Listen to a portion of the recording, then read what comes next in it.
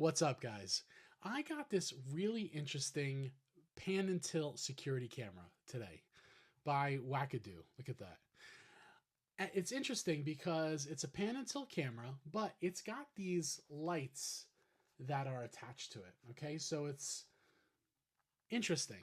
It's interesting. Now, it does come with this screw in to plug in adapter here. So if you don't have a place to screw in like a light bulb receptacle, you can plug it into an outlet. But I want to actually give this a shot by plugging this into a light receptacle. I just want to see how this works, okay? And I figure let's learn together, okay? Because I'm trying to see if this will work, if I need to have the light switch on, or can I have the light switch off? Will the camera still work? I got a lot of questions. Let's answer them together. I'm back, and I have the pan and tilt camera with the lights installed in just a regular kind of light socket there, okay? And I was doing a little bit of messing around with it. I actually have it set up where when it senses movement, it's going to turn on the lights. All right, so right now I'm on the side of the camera, so it's not going to really sense me. But when I go in front of the camera and I, walk around in it, it's going to turn on the light just like that. I think this could be really cool in a few different scenarios, okay? But I also think that this may not work in other scenarios. So let me show you the application, and then let's talk about it.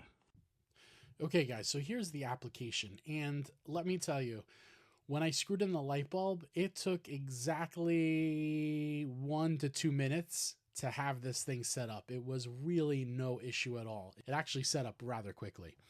Now, let's look at this application. Super simple application. Right now, you're seeing the one device that I have in the application, which is that pan and tilt camera.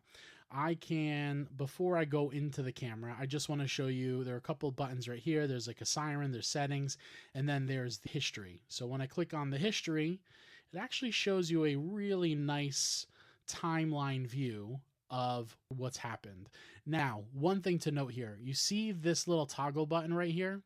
So I actually installed a micro SD card, but you could also sign up for the cloud service. Now, in the application, they do tell you a lot about subscribing to the cloud service, and you do get additional features. I'm sure there are some more AI features in there, but I personally love just installing a micro SD card and keeping things locally. So I'm doing that here. But again, really nice kind of timeline view here of what's happening. And then, at any time I can hit play, and then you're seeing the feed happen there when you hit play. So really nice interface for that. Now, going back here, when I click on this, I'm going to see a live view of the camera, okay?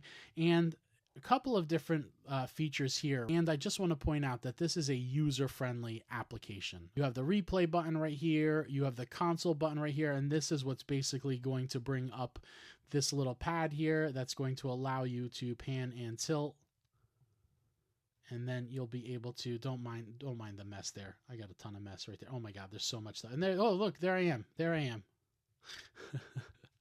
I have to clean my office, clearly. But this is like a little storage area that I need to clean. Anyway, so yes, so that's where you have that little button right there. You can also turn on and turn off the light. So by pushing this button right here, the light is now on and the light is off. Now the light has some interesting settings. So I have it on intelligent light, and that's what allowed the light to turn on once the camera sensed movement.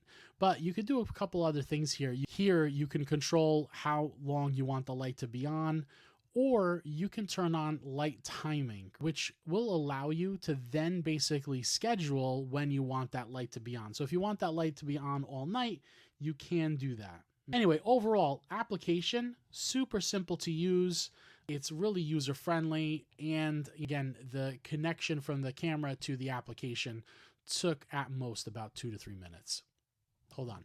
Okay, guys, so you've just seen the camera in action, and overall, it's a pretty good camera. Picture quality was good, the notifications were good, the application was really user-friendly.